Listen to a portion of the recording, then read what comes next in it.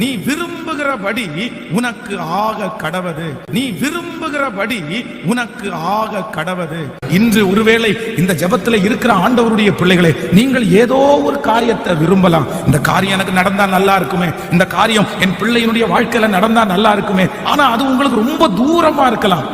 அது நடப்பதற்கு உங்களுக்கு எந்த வழியும் இல்லாம இருக்கலாம். அது எப்படி பாஸ்டர் நான் விரும்புறது நடக்கும்? விரும்புறது நடக்கிறதுக்கு என்கிட்ட பணம் இல்ல, எனக்கு ஆள் பலம் இல்ல, எனக்கு நான் விரும்புகிறது கண்டிப்பா நடக்காது.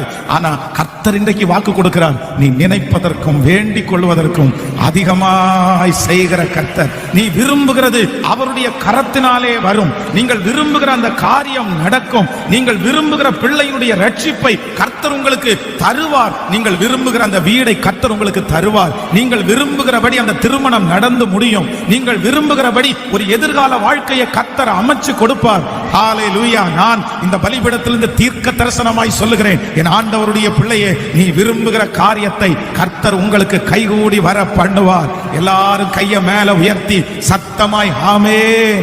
நான் நம்புகிறேன், நீங்கள் சொல்ல சொல்ல அந்த வாக்குத்தத்தம் நடக்கட்டும். அப்பா, என்னுடைய பிள்ளையை இப்பொழுது ஒரு அற்புதத்தை, அவங்க விரும்புகிற அந்த காரியம் நடக்கட்டும் ஆண்டவரே. அந்த விரும்புகிற காரியத்தை கர்த்தர் வாய்க்க செய்வீராக, வாய்க்க செய்வீராக.